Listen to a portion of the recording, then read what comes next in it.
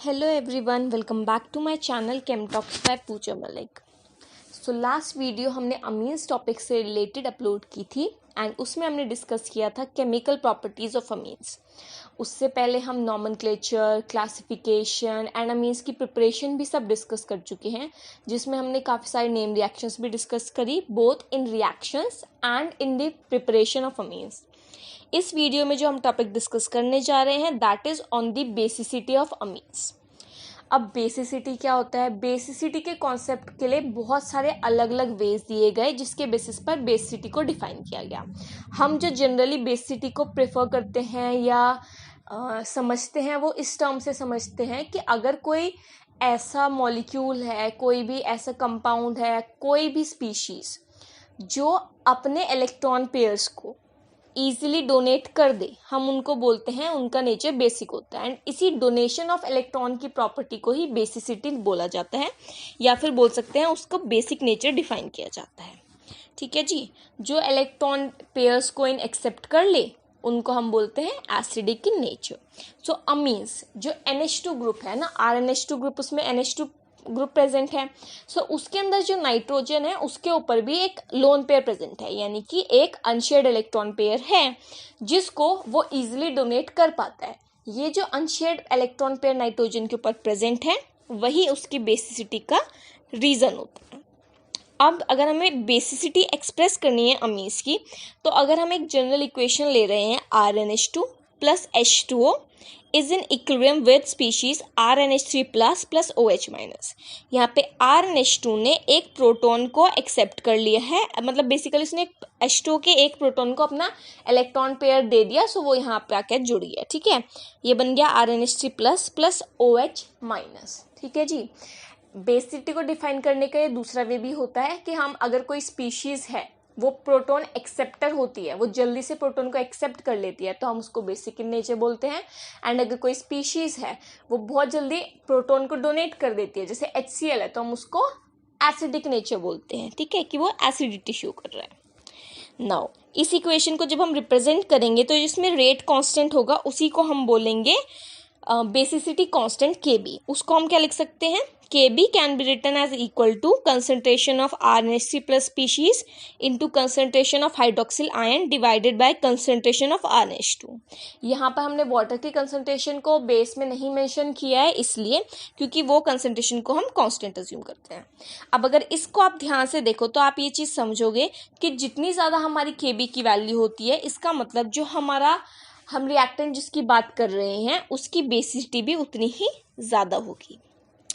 अब amines basic होते हैं ये तो हम श्योर हो गए, बट अमीन्स में बेसिसिटी का नेचर क्या है, कौन कितनी बेसिक नेचर शो करेगा, वो हम कैसे डिफाइन कर सकते हैं?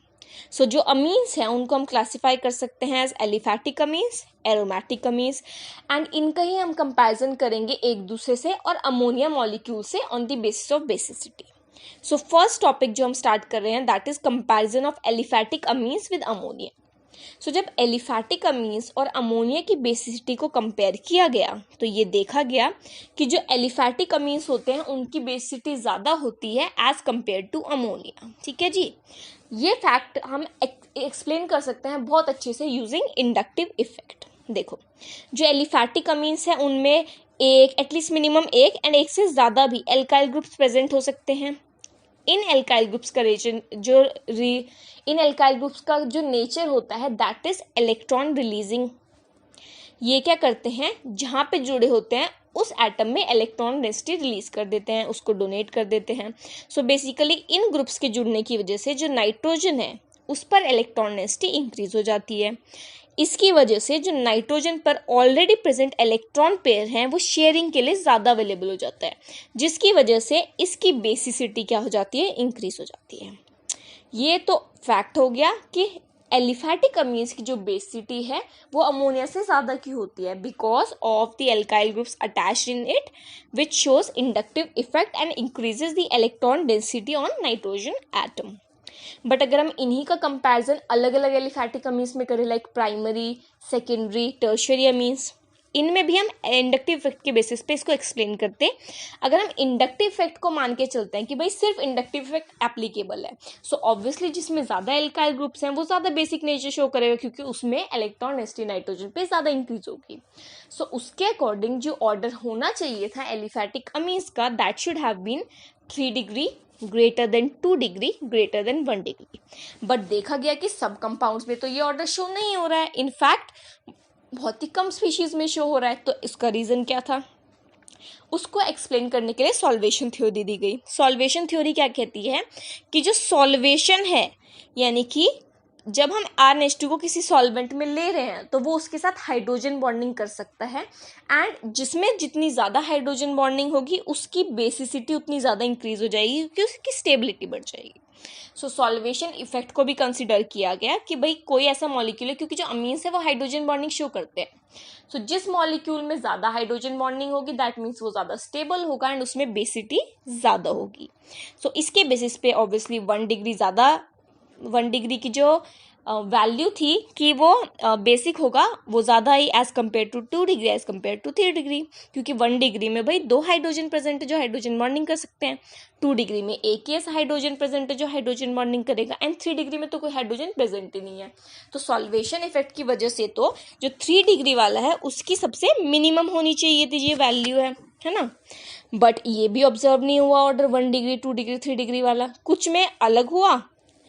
सो इन दोनों इफेक्ट को कंबाइन करके जो इफेक्ट दिया गया वो ये कि अगर गैशियस फेज की आप बात करोगे तो उसमें जो ऑर्डर होगा that will be primary degree वाले अमीन्स सबसे ज़्यादा बेसिक होंगे, then secondary degree amines, then tertiary amines and then ammonia least basic होगा इन सब में। अगर मैं R ग्रुप को स्पेसिफाई कर दूं कि जैसे हमने बोला कि भाई RnH2 है या R2NH है, तो जिसमें R है अगर मिथाइल होगा when R is equal to CH3, so order will be 2 degree highly basic, then 1 degree and then 3 degree, यानी कि इस केस में जो हमारा इंडक्टिव इफेक्ट होगा वो डोमिनेट कर रहा है, ठीक है, सॉरी सॉल्वेशन इफेक्ट है वो डोमिनेट कर रहा है क्योंकि 2 डिग्री का ज़्यादा है as compare to 3 degree. But यहीं पे अगर मैं R ग्रुप को इथाइल की जगह लगा दूं, यानी कि C2H5 रिप्लेस करा दूं R ग्रुप से, सो ये बन जाएगा अगर C2H5 ग्रुप है तो जो ऑर्डर आता है दैट इज 2 डिग्री की सबसे ज़्यादा बेसिसिटी, जो कि मिथाइल वाले में भी था, now then 3 degree and then 1 degree, that means यहाँ पे इंडक्टिव इफेक्ट हल्का सा डोमिनेट कर रहा है।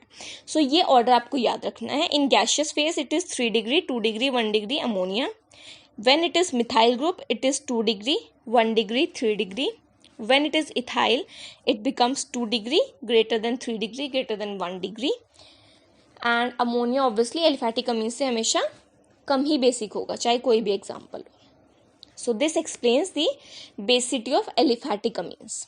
Now let's move on to the basicity of aromatic amines.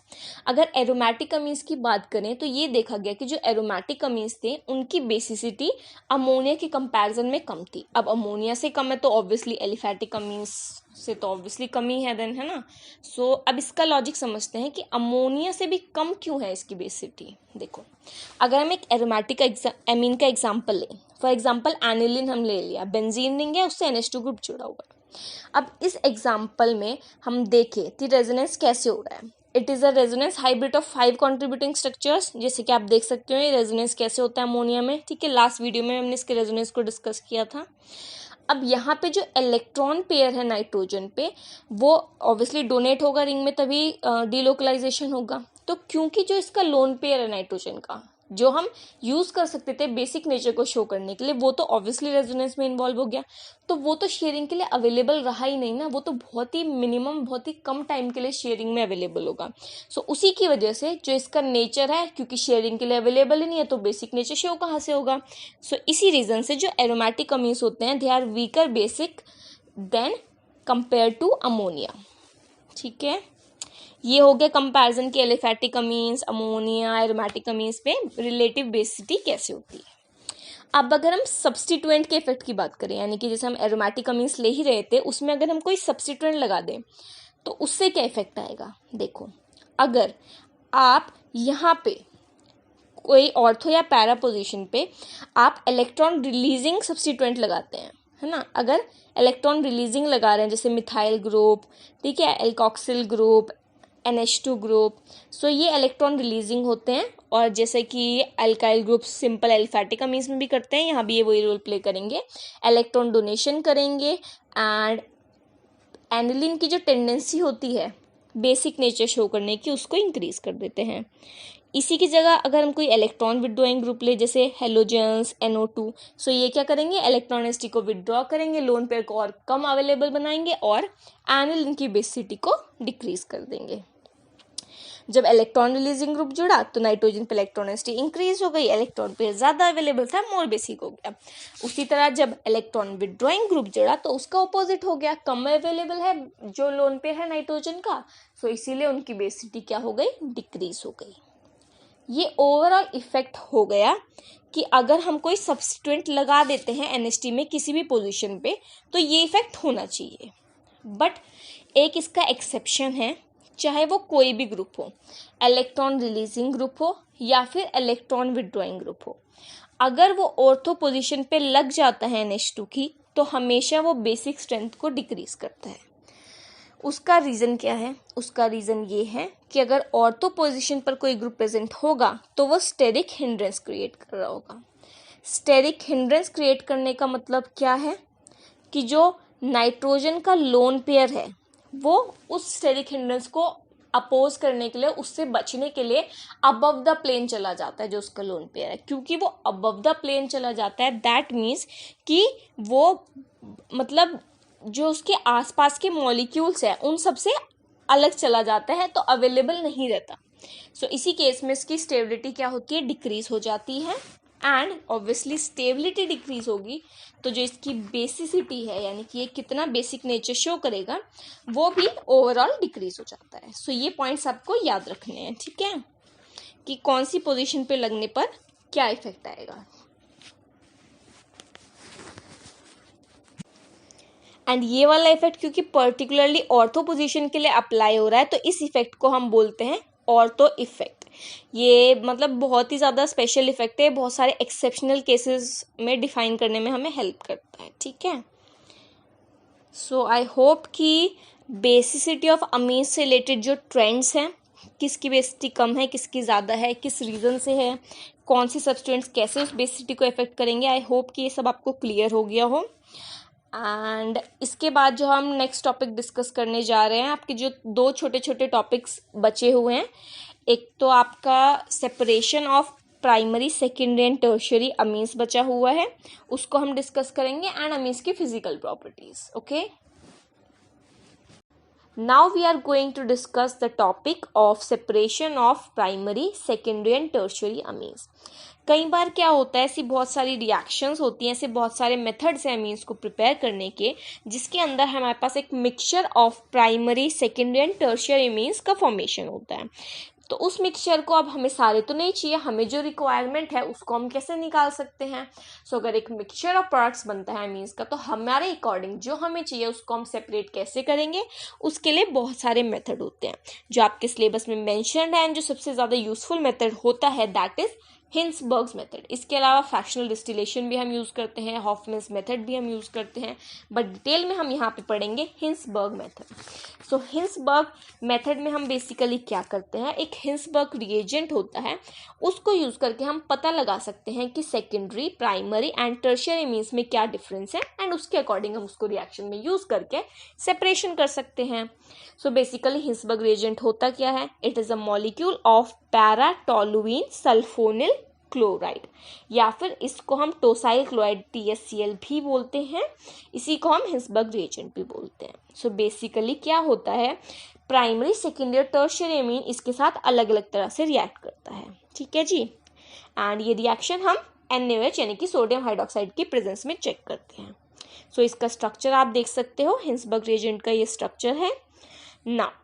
जब प्राइमरी अमीन के साथ हिंसबर्ग रिएजेंट रिएक्ट करता है तो बेसिकली हमारे पास एक mono alkyl sulfonamide group form होता है, या फिर इसको हम एन एल्काइल सल्फोनामाइड ग्रुप भी बोल सकते हैं। ये जो ग्रुप फॉर्म होता है ये NaOH यानी कि सोडियम हाइड्रोक्साइड में डिजोल्व हो सकता है एंड एक सोडियम सॉल्ट का फॉर्मेशन करता है. So sodium salt of an alkyl sulfonamide is formed using primary amines reaction with Hinsberg reagent and this product is soluble in NaOH. So अगर हमने रिएक्शन कराया एंड सॉल्युबल हो गया NaOH के साथ तो दैट मीन्स हमारे पास प्राइमरी अमीन था प्रोडक्ट में. ओके, नाउ सेकेंडरी अमीन के साथ क्या होता है, जब सेकेंडरी अमीन इस टोसाइल क्लोराइड के साथ रिएक्ट करता है सो एक डाई एल्काइल सल्फोनामाइड सॉल्यूशन बनता है जो कि एल्कली में यानी कि NaOH के सॉल्यूशन में इनसॉल्युबल होता है. सो अगर इनसॉल्युबल हुआ दिस वुड क्लियर कि जो हम ले रहे थे वो क्या था, सेकेंडरी अमीन. अगर टर्शियरी अमीन होता है तो क्या होता है, टर्शियरी अमीन इस हिंसबर्ग रिएजेंट के साथ रिएक्ट ही नहीं करता. सो अगर रिएक्ट नहीं करता then it is very clear that we are working on a tertiary amine. So this is the best method to separate different types of amines. ठीक है जी. Okay, now the next topic is physical properties of amines. इसमें बहुत general चीज़ें हैं कि बहुत general जो हमारी प्रॉपर्टीज हैं वो अमीन्स की क्या होती है, जैसे फिजिकल स्टेट क्या होती है. जनरली जो लोअर एलिफैटिक अमीन्स होते हैं वो गैसेस की फॉर्म में प्रेजेंट होते हैं जैसे अमोनिया एंड इनकी ऑर्डर भी अमोनिया लाइक ही होती है. ठीक है जी. एरोमेटिक अमीन्स जो होते हैं जनरली वो लिक्विड की फॉर्म में एग्जिस्ट करते हैं या फिर लो मेल्टिंग सॉलिड्स की फॉर्म में एग्जिस्ट करते हैं.